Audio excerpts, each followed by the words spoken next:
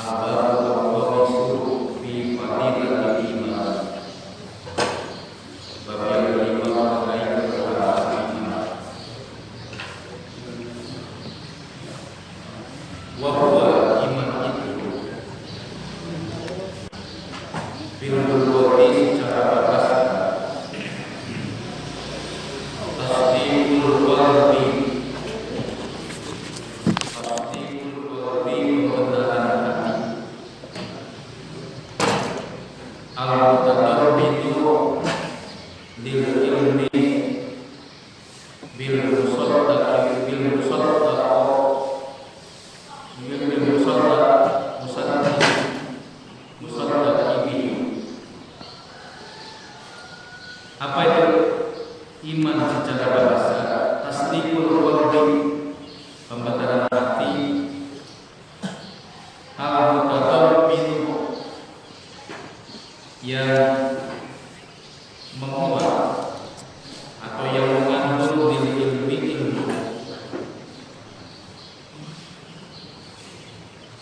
bil musaddaqi bihi, terhadap yang dibenarkan, yaitu iman. Artinya bahwa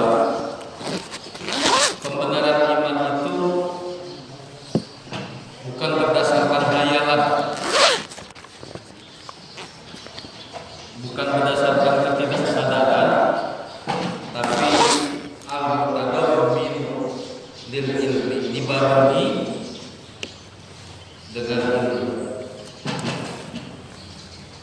Bil musaddaqi bihi, terhadap yang dibenarkan, yaitu iman itu sendiri. Jadi ketika orang beriman kepada Allah, imannya atas dasar ilmu, bukan atas dasar ya karena hayalan atau ketidaksadaran. Wa huwa fi syariati, wa huwa dan ilmu fi syariati, secara syariat, secara istilah, at-tasdiqu, pembenaran. Wa huwa, yaitu al-ilmu, mengetahui, billahi, mengenai Allah, wa sifatihi, sifat-sifatnya, ma'a jami'it ta'ati, yang dibarengi dengan melaksanakan semua ketaatan-ketaatan, al-wajibati, yang wajib, minha, dari semua ketaatan itu, wan nawafili, dan juga melakukan ketaatan sunnah, an-nawafil,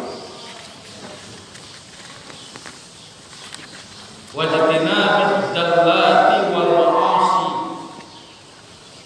wa ijtinabi, dan menghindari az-dallati, dosa-dosa, wal ma'asi, dan maksiat. Ini pengertian iman secara istilah, pengertian iman secara syariat. At-tasdiqu wa huwal ilmu billahi wa sifatihi ma'a jami'it ta'ati al-wajibati minha, wa nawafilu wa ijtinabir zallati wal ma'asi. Ya. Jadi yang dimaksud dengan iman secara syariat adalah pembenaran berupa mengetahui tentang Allah dan sifat-sifatnya, yang dibarengi dengan melaksanakan semua ketaatan yang wajib dan ketaatan yang sunnah, serta menghindari dosa dan perbuatan maksiat. Ini pengertian iman secara syar'i. Wa yajuzu dan boleh ayyuqala dikatakan al-iman iman itu huwa din. Huwa adalah ad-din, agama. Jadi ada yang bilang bahwa apa itu iman? Huwa din, dia adalah agama. Wa syari'atu dan syariat. Wal millatu dan agama juga, millah. Wa ad-din wa syari'atu wal millah. Mengapa begitu? Li'annatina, karena agama huwa yaitu ma perkara, ma sesuatu. Kalau ma perkara itu biasa di pesantren terjemahnya. Huwa adalah ma sesuatu. Ya. Yudanu yang dipatuhi bihi. Ya, dengan itu. Jadi li'annatina, karena agama adalah sesuatu yang dipatuhi. Ya kan? Kalau bahasa Sanskertanya agama itu atidah, agama kacau. Tidak, agama kacau berarti tidak kacau. Selamat datang Ustaz. Ya, Iwan Syafani.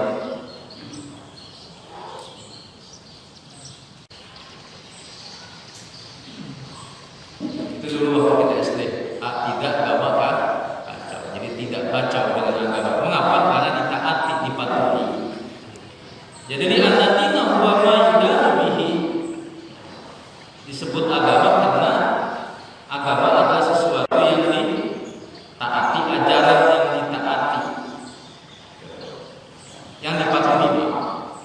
Minat taati, dari semua ketaatan-ketaatan, dari semua kepatuhan-kepatuhan yang ada di dalam ajaran agama tersebut, ma'a ijtinabil mahzurati wal muharramati, disertai dengan ijtinab, menjauhi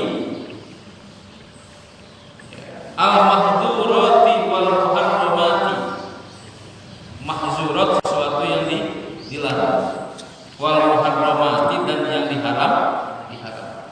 Mahzur itu isimnya maf'ul. Jadi isim maf'ul jadi dibaca di, yang dilarang, wal muharramati dan yang diharam.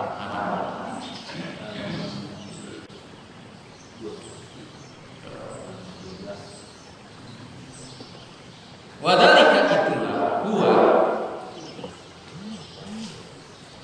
adalah sifatul imani, sifat iman. Wadhalika, dan itulah huwa iya sifatul imani, sifat iman. Sifat iman begitu. Jadi kalau kita bilang sifat iman, ada dua. Satu, pengertian secara etimologi, secara hukum. Yang kedua, pengertian secara istilah yang disebut dengan terminologi. Jadi secara etimologi atau istilah hukum tadi, secara terminologi atau secara istilah, dan itulah yang disebut dengan sifat iman, yang mengandung dua pengertian tadi, baik secara bahasa maupun secara syariat. Wadhalika huwa sifatul iman. Titik, sampai di situ selesai. Wa ammal islamu fa huwa min jumlatil imani. Ini dia. Wa ammal Islam, dan adapun Islam, bahwa yaitu min jumlatil iman, bagian dari iman. Jadi Islam itu bagian dari iman, bukan sebaliknya. Ya. Ini orang Islam bagian dari iman. Karena belum tentu orang yang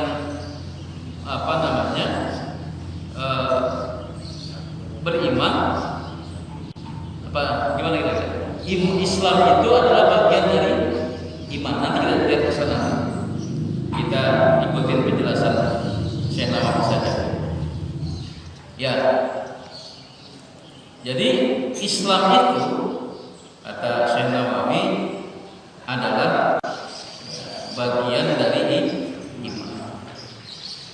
Urutan iman, bagian dari iman. Wa kullu imanin Islamun. Setiap iman itu adalah Islam. Wa laysa kullu Islamin imanan. Nah, ini dia yang barusan saya maksud. Ya. Benar nggak kira-kira Pak? Setiap iman adalah Islam. Pasti orang beriman dia Islam.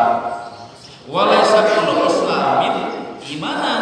Namun tidak semua Islam itu beriman pada Allah. Ada ngaku-ngaku saja ke Islam, tapi belum tentu beriman. Kalau beriman pasti Islam. Ini tolong digarisbawahi. Kalau iman pasti Islam, kalau Islam belum tentu beriman. Dan tolong digarisbawahi. Ini kaidah. Ya, wa kullu imanin Islamun wa laysa kullu Islamin iman. Ini orang Islam kira-kira beriman enggak? Belum tentu. Ini orang beriman Islam tidak? Pasti. Kira-kira begitu. Ya. Li'anal Islam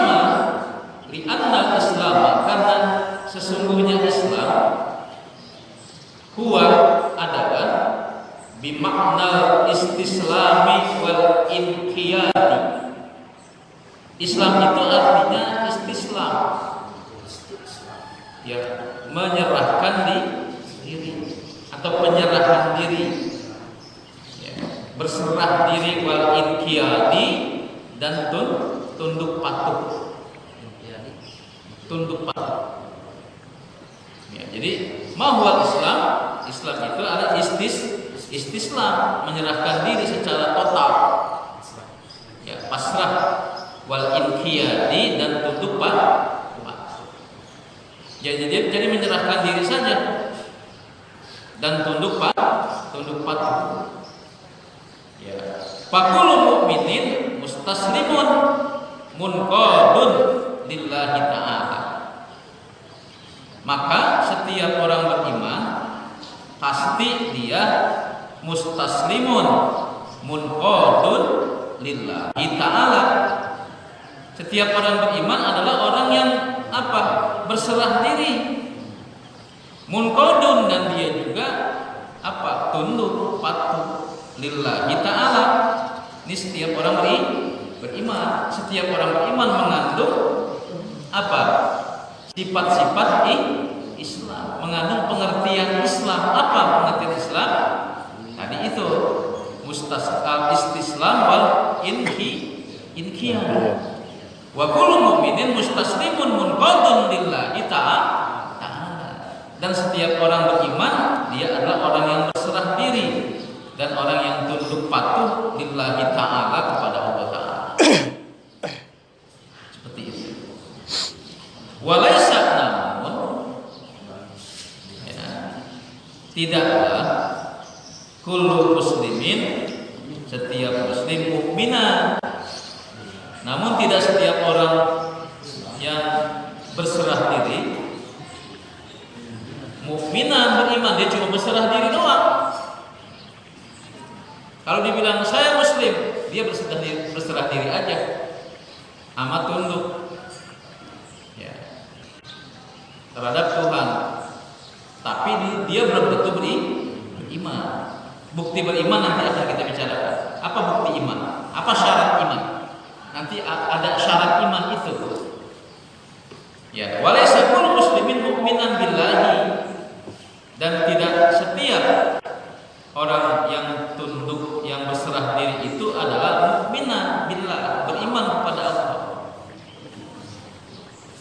Nah, pertanyaannya adalah mengapa begitu? Li'annahu qad yusallimu mahafatas sayfi.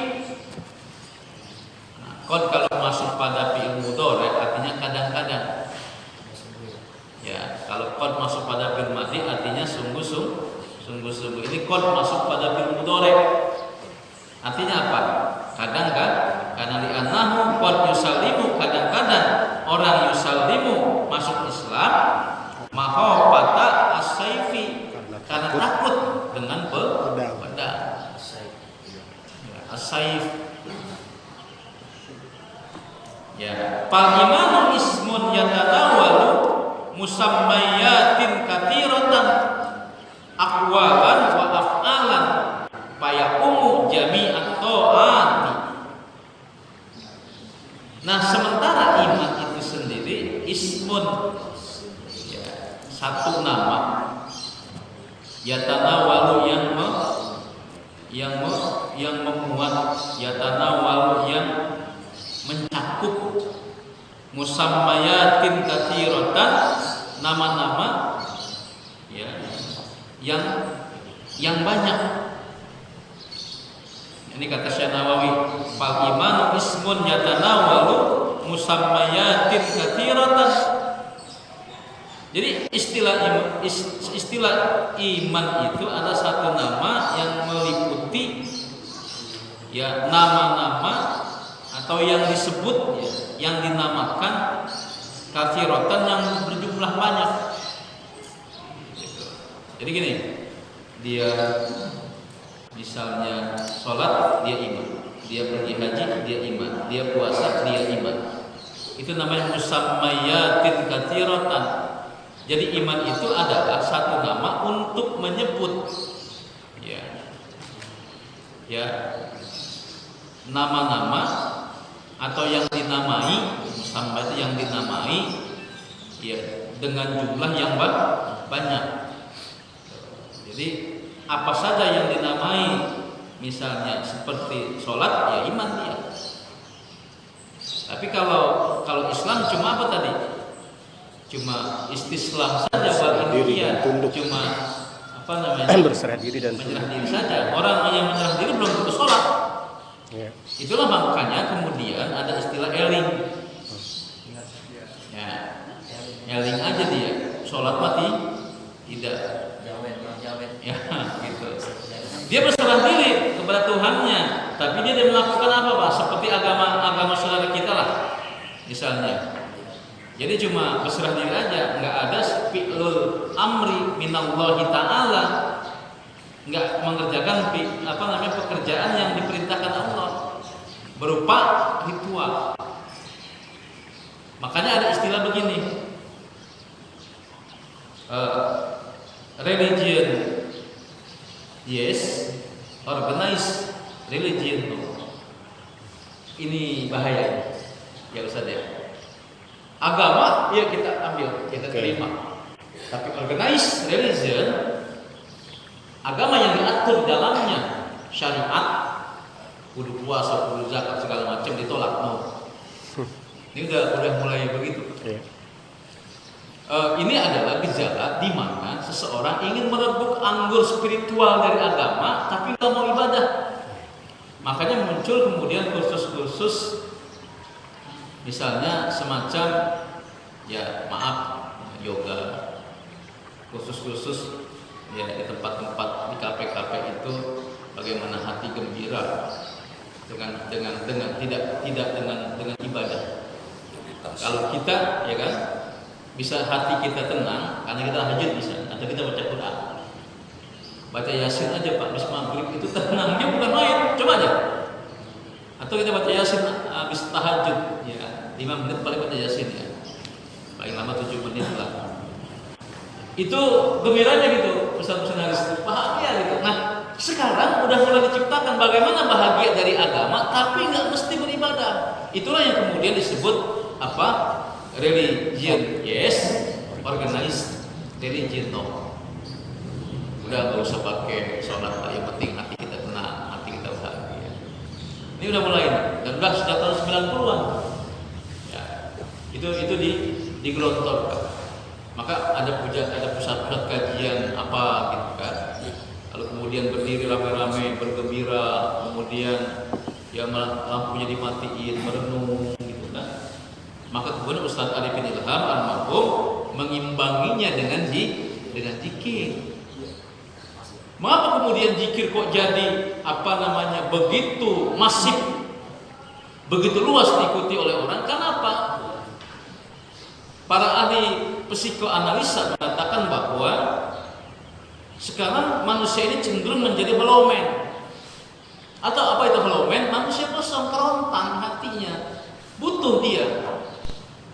Ditandai misalnya kalau ada rame-rame orang datang, ada hiburan orang pengen datang, jauh banget juga orang pergi hiburan, atau ada agama palsu saja orang ikut. Sekarang Pak, ajaran sesat saja banyak pengikutnya. Mengapa? Manusia modern cenderung hatinya itu laksana hollow man. Manusia yang kering kerontang, maka butuh. Maka kemudian ini tren manusia modern kayak gini. Di mana kemudian ketika zikir itu digalakkan, orang butuh, orang kejar gitu. Tapi ini yang syariat, yang enggak syariat itu sama. Solihin, salah seorang warga Bandung yang mengaku nabi, itu ada pengikut gondrong. Kalau Bandung mau datang ke sana ngecek nih orang ngaku nabi bisa ngaji enggak, ternyata baca Quran terbata-bata. Tapi pengikutnya ada 40. Salah seorang di antaranya PNS di DKI Jakarta ikut mengikuti Nabi Solihin yang orang gondrong. Ini kecenderungan manusia modern begini. Maka kemudian pusat-pusat studi, kemudian kursus-kursus, lalu kemudian main-main berlama-lama di kafe. Ini diminati. Ya, Anand Krishna misalnya ini buat kursus tertentu. Dia semacam spiritualitas dari India, banyak yang ikut di hotel-hotel dan biayanya mahal pasti. Bahkan Camelia Malik ini datang ke India, kemudian dia melakukan sebuah kehidupan yang sangat natural di sana, nggak makan daging, nggak makan segala macam. Lalu kemudian di sana dia menenangkan diri, bersatu dia dengan alam, dia merasakan ketenangan di sana. Padahal ketenangan tidak harus ada di sana. Nah, inilah yang oleh para ahli dikatakan mata mulai lari ke barat. Yang dulu mata lari ke barat, ingin meraup teknologi barat, sekarang udah mata mulai melihat ke timur. Inilah yang kemudian disebut dengan hikmah al-isyraq, hikmah timur, seperti itu. Nah, pertanyaannya adalah kemudian apakah yang kita lakukan ini juga gejala yang sedang masif yang menimpa manusia modern? Kita ngaji nih lantaran apa sebenarnya? Lantaran tren orang lain, ataukah memang ini kesadaran diri atau ini iman, kira-kira kan? Gitu kira-kira. Nah, kemudian orang-orang Kristen dan orang-orang yang mengerti tentang teologi, keimanan dan religion, agama, mereka buat semacam sekarang ini teknologi rohani. Di Kristen ada tuh Pak Kostia, di Islam juga ada teknologi rohani. Jadi mereka menggunakan bahwa teknologi rohani itu bisa dicapai ya dengan sekejap mata saja. Belajar dari mana? Belajar dari peristiwa Isra wa Mi'raj. Ini kalau kita terapkan di dunia Islam sangat hebat sekali. Teknologi kan satu perangkat yang digunakan untuk memudahkan orang dalam waktu yang sangat cepat.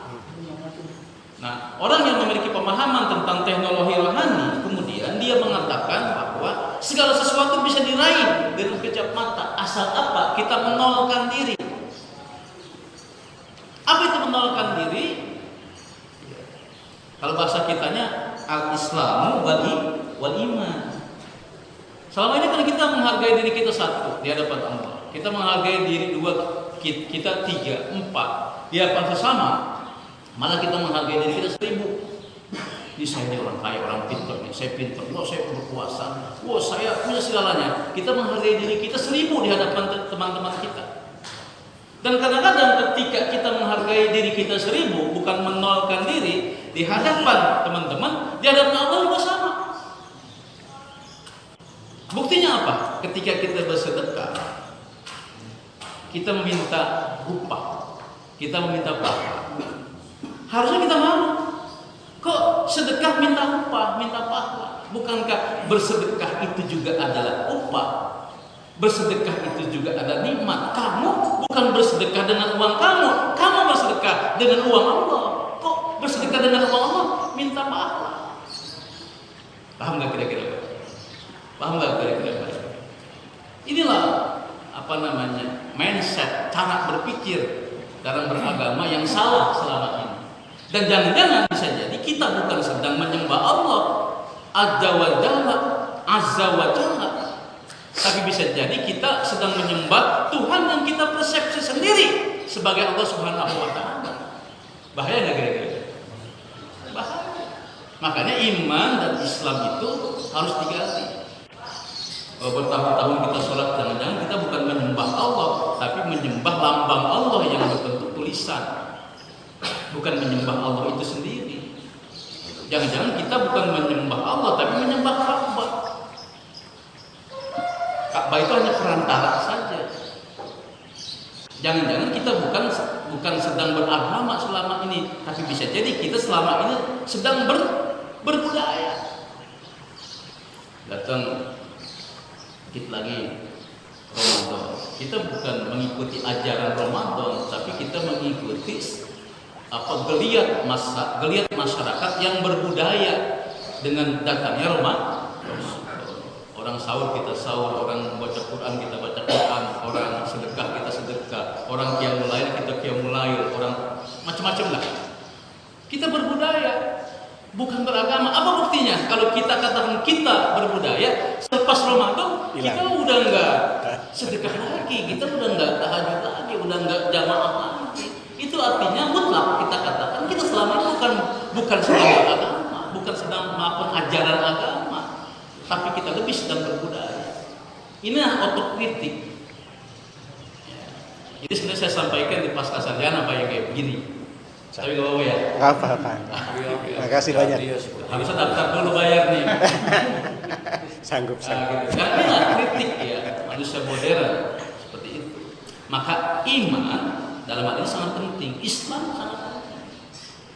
Ya sudahlah, nanti kita lanjutkan lagi. Oke. Ini terus. Ya. Nah, fal imanu ismun yatanawalu musammayatin katsiratan aqwalun wa af'alun. Jadi iman itu adalah satu nama yang mencakup ya, sesuatu yang disebut, yang dinamai, yang berjumlah banyak, aqwalan wa af'alan, baik itu perkataan maupun perbuatan. Kalau orang bilang asyhadu alla ilaha illallah, itu iman. Ketika orang menuju masjid untuk berjamaah, itu iman. Jadi iman itu mencakup apa saja yang dinamai, baik itu perkataan maupun perbuatan, dalam jumlah yang sangat banyak. Seperti itu. Paya umum jami'at ta'ati, paya umum dan secara umum iman itu adalah jami'at ta'ati, seluruh ketaatan. Jadi lebih mudahnya adalah paya umum, maka secara umum Ustaz Khazin enaknya begitu Ustaz, nanti main Ustaz. Paya umum dan berkumpul kan jadi bingung kita kan. Paya umum, maka secara umum iman itu jami'at ta'ati, semua yang terkait dengan ketaatan, baik itu perkataan maupun perbuatan. Tapi kalau Islam cuma istislam wal inqiyad. Enggak ada buktinya kalau Islam itu. Bahkan mengapa kita rapuh? Karena kita muslim, kita cuma istislam kita. Coba kalau kita melakukan semua ketaatan. Indonesia udah maju sejak mungkin 50 tahun lalu ya Ustaz ya. Maka yang diupayakan kan sekarang itu bukan hanya mengaku muslim. India itu muslim lebih dari 100 juta, tapi jadi beban buat negara. Karena apa? Strata terendah dalam konteks ekonomi dan pendidikan di India adalah orang Islam. Jadi neraca negara ini ya, diganduli oleh kemiskinan muslim India yang lebih dari 100 juta. Nah 275 juta muslim kita ini, ya 200 juta ya kira-kira muslim kita ini membebani pemerintah. Ada Pak Komarudin, guru SMA 1 Depok, pasti beliau mengerti apa yang saya maksud. Sementara yang ke Jerman, kemudian yang ke Amerika, itu bukan muslim dari India. Coba ditanya. Itu di Jerman, di Amerika, di Italia, bahkan yang menguasai teknologi di Arab Saudi, bahkan hotel-hotel yang punya ya adalah India tapi bukan Muslim. Jadi Muslim ini masih menjadi beban. Oleh karena itu, menurut pakar sosiologi dikatakan bahwa Islam itu bagi orang miskin jadi beban. Sementara Islam bagi orang kaya itu menambah kebahagiaan. Masuk akal nggak kira? Islam itu bagi orang miskin jadi beban kalau dia nggak punya iman. Tapi Islam bagi orang kaya di perkotaan dia, emang dia kaya, duitnya banyak, tahajudnya 8 rakaat, habis tahajud dia baca Quran. Kenapa? Dia udah mikirin, ya dia datang terlambat juga nggak masalah, emang dia manajer kan, di kepala bagian. Lalu udah gitu dia ikut kajian, dia tinggal WA atur begini begitu. Orang kaya mobil tinggal naik, jadi sopir ya. Sopirnya Bang Sayuti. Nah inilah makanya saya katakan secara sosio-antropologi bahwa Islam itu bagi orang miskin jadi beban. Nah itulah mengapa kemudian kita ini harus kaya. Minimal kaya di rasa, bukan di harta. Minimal kaya di rasa, tidak mesti di harta. Ah itu. Kalau punya perasaan kaya jadi aja. Allah dulu, Allah lagi, bukan Allah nanti. Bayangan kita Allah nanti, Allah engke, tahu Allah engke? Rumah engke. Allah engke, jadi Allah engke, kalau Allah engke, itu bagus dia orang Sunda. Allah dulu, Allah pertama, Allah utama, Allah pertama. Nah, walaupun kita miskin, jadi kaya kita dengan mengamalkan yang seperti ini hadirin. Ya lagi-lagi tadi, mengapa saya katakan agama bagi orang miskin jadi beban? Lihat, ketika datang bulan puasa, kira-kira para tukang yang kerja keras, kuli bangunan segala macam, gembira nggak kira-kira? Secara psikologis mereka, aduh udah tenang puasa. Saya puasa, saya kerja keras, saya gagal puasa. Kalau gitu mendingan saya nggak puasa nggak kerja deh, dua-duanya nggak usah nggak kerja nggak puasa. Walaupun pas lebaran pakai sarung baru. Ini jamaah yang mulia seperti ini. Saya yakin pegawai-pegawai yang keras setiap hari, saya yakin datangnya Ramadan tidak sebahagia kita.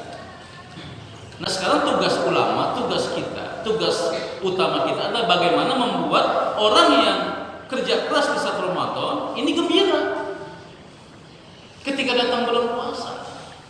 Makanya ketika dibilang puasa membuat orang gembira, kita tanya teman kita yang kerja keras di siang hari, nanti gembira kan? Sebetulnya sih ya, pakai datang puasa lagi. Bisa begitu kan? Maka itu tugas kita. Jangan gembira menurut kita, ya kita mungkin enak, tapi orang lain. Nah, bagaimana agar puasa betul-betul membuat kita gembira? Maka iman dan Islam dan iman. Buat kita juga yang ringan. Kalau emang nggak punya iman, nggak punya Islam, nggak punya Islam, nggak punya iman, tetap berat puasa itu. Udah puasa lagi dah. Bisa begitu. Ini jamaah yang mulia. Baik, kita lanjutkan. Ya, jadi kesimpulannya iman itu ada yaumu jami'at taati yang secara umum meliputi semua ketaatan-ketaatan. Wal Islamu ibaratun, sedangkan Islam itu adalah ibaratun, satu ungkapan, ya, satu ekspresi anis syahadataini, yakni mengucapkan dua kalimat syahadat ma'atu makninatil qalbi, yang dibarengi dengan tenangnya hati, wal ibadatil khamsi, dan ibadah yang lima. Ini ada yang nanya nih Ustaz Bazin nih, mengapa sih ibadatil khamsi bukan ibadatil khamsati?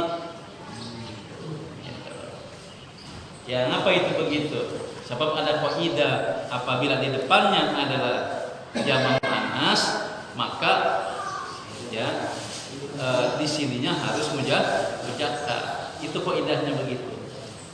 Makanya Dan itu berlaku bilangan 1 sampai 9. Ya. Ini kan homsi berarti kan.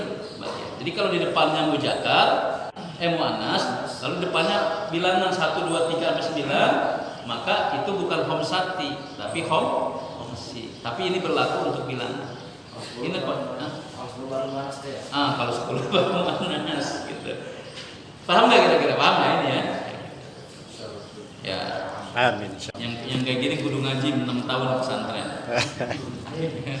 Kada Allahu Sayyidi Syekh Abdul Qadiril Jilani. Ini semua diungkap oleh Syekh Sayyidi Syekh, tuan kita, tuan saya, Syekh Abdul Qadir Al Jilani. Ya, jangan lupa nih Pak, setiap hari tolong nih kita bertawassul. Bertawassul itu boleh. Lihat di radio Fajri yang di Bogor ya. Fajri apa yang beliau mereka mengatakan tawasul itu boleh. Asal tawasul yang syar'iyah. Yang kita mohon mendoakan para ulama dengan mengharap Allah itu sama kita. Boleh. Makanya ada tawasul yang enggak boleh. Nih, tawasul yang enggak boleh.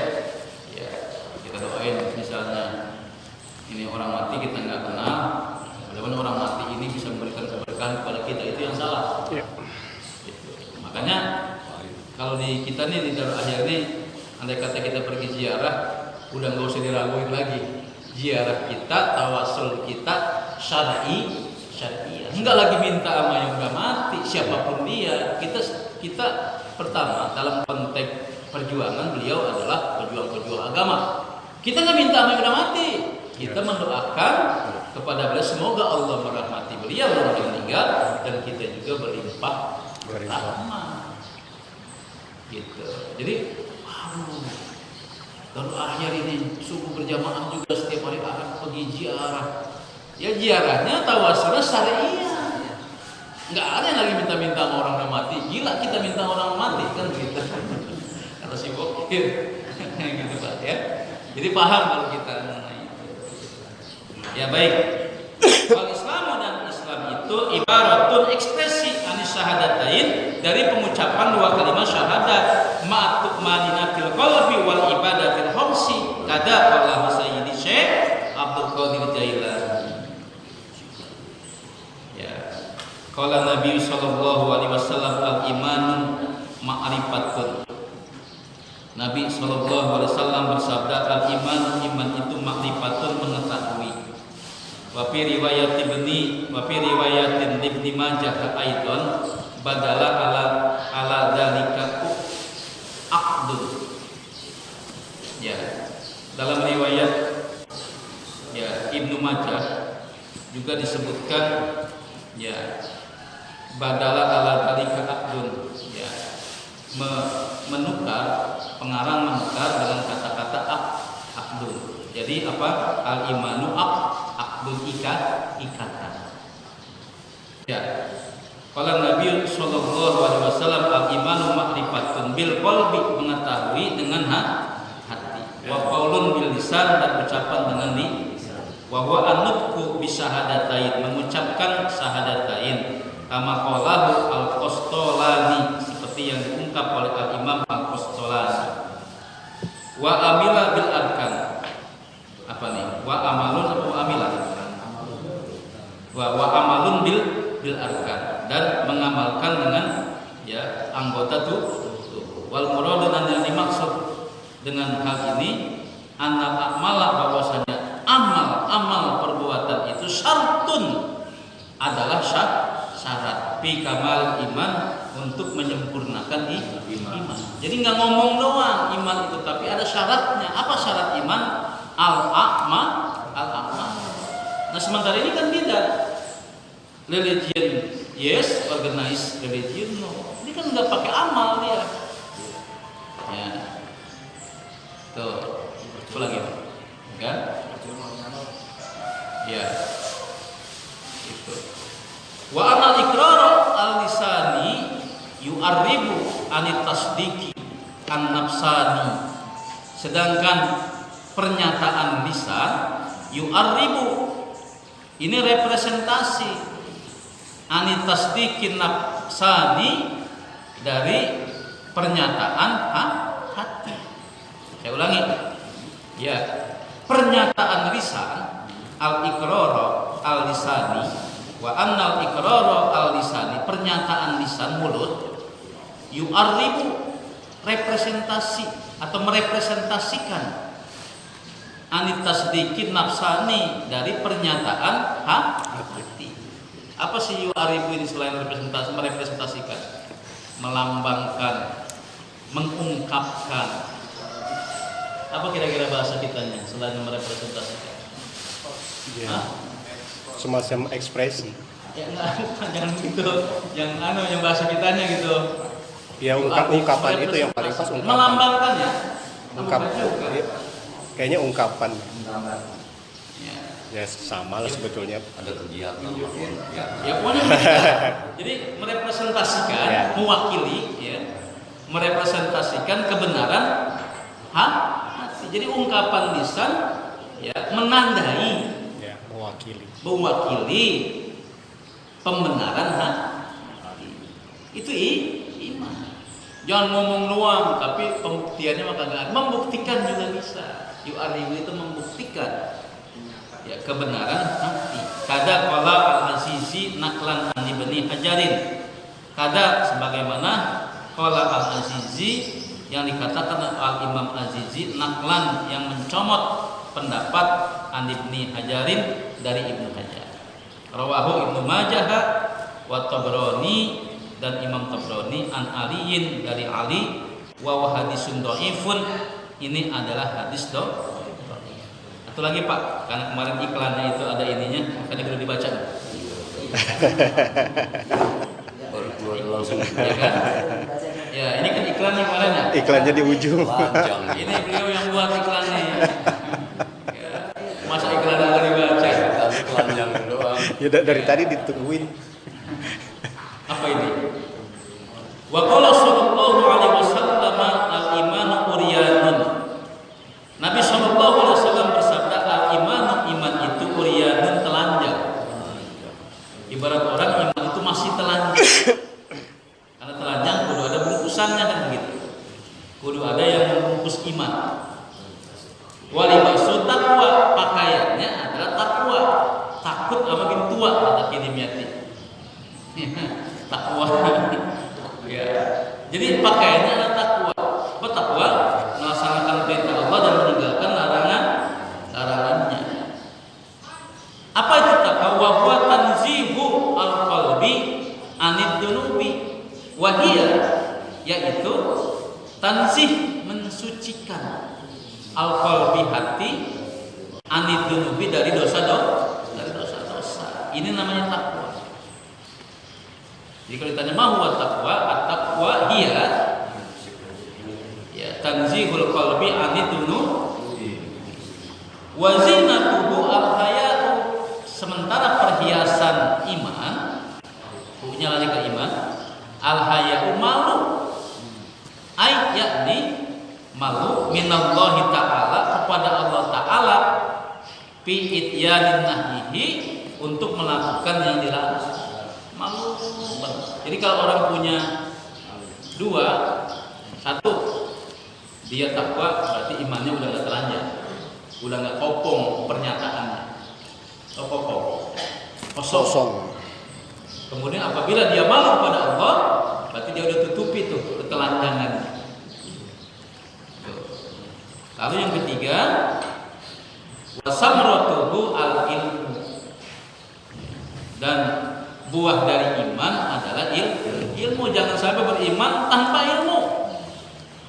Ya, ada satu ungkapan yang mengutip satu hadis Imam Bukhari yang dikutip oleh Syekh Az-Zarnuji dalam kitabnya Ta'limut Ta'lim, disebutkan di sana, ya, bahwasanya seorang ahli fikih, inna faqihan wahidan mutawaddi'an, seorang ahli fikih yang benar, yang waro, yang lagi tidur, asyaddu ala syaiton min alfi abidi, ketimbang 1000 orang bodoh yang lagi pada ibadah. Itu mengutip hadis tapi diungkapkan kembali oleh Syekh Haji Murji. Itu Pak. Jadi seorang ahli fikih yang benar orang ahli fikihnya yang lagi tidur di pojokan masjid misalnya itu lebih ditakuti sama setan ketimbang ada 1000 orang bodoh yang lagi pada sembahyang. Setan takutnya ngono. Ahli fikih yang benar yang lagi tidur. Ini mah yang lagi pada ibadah. Pakai ilmu.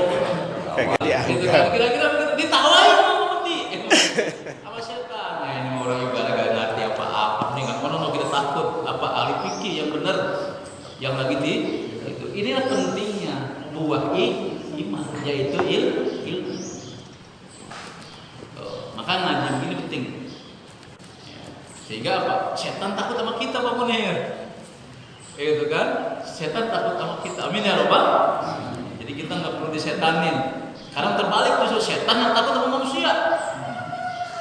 Dulu waktu saya masih kecil kan jangan sono, takut setan. Sekarang mah setan sama anaknya bilang, kita jangan sono, banyak manusia, kita takut. Kenapa? Sebab kalau setan itu paling juga ya nakut-nakutin orang, enggak makan aspal. Sekarang manusia kata setan makan aspal. Jadi galakan dia ketimbang kita kata setan. Ya kita mah setan enggak pernah makan aspal, tapi manusia aspal digaruk. Ini dia. Makanya kemudian baru nikah 2 bulan udah beranak anak. Kalau kita mah udah pulang punya anak kata setan. Ini memang lebih serem manusia ini. Makanya apa kemudian banyak setan yang takut sama manusia sekarang. Ya bercandanya begitu kira-kira. Baik, ini ya sedikit lagi. Ya wasam rotuhu al-ilm ay ma'al amal, yakni ya yang disertai dengan amal perbuatan. Jadi ini yang saya sampaikan hari ini. Ya, Ma Haji Banok meninggal dunia. Dia orang yang ahli ibadah, orang soleh. Kalau ada waktu Pak, kita jangan pulang. Maksud saya kita baca Fatihah mah. Ya walaupun nggak baca yang lain, kalau kita baca Fatihah kita datang. Bagi yang belum atau juga yang sudah, jadi saya juga nggak kemana-mana. Kita jalan kaki aja. Atau bawa motor juga boleh. Nanti di rumah Bapak Nanang Mahroja, ini namanya di rumah emaknya. Beliau adalah ibu dari Bapak Nanang Mahroja. Dari sini kita ke sana ya. Amin. Insyaallah. Kita ke sana. Ya kita baca Fatihah masing-masing. Kalau yang lain silakan. Nanti bagaimana baiknya? Apa membaca zikir pendek seminaris atau mau bagaimana? Atau cukup dengan baca Fatihah saja? Yang penting kita datang ke rumah Nanang untuk apa sih takziah itu? Menghibur. Walaupun udah tua tapi tetap ada yang meninggalkan itu berduka. Ini ya, alhamdulillah Ustaz Bang ini ya, sudah berada di tengah kita. Ya, mudah-mudahan ya terus Ustaz ya, amin ya rabbal alamin. Beliau juga sama, saya ulang lagi, beliau baru kehilangan cinta beliau. Doakan mudah-mudahan yang telah tiada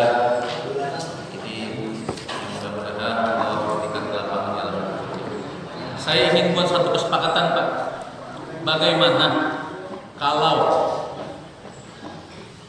jamaah kita ada yang meninggal, baik itu keluarganya, anaknya, istrinya, adiknya atau siapa saja ada yang meninggal nih.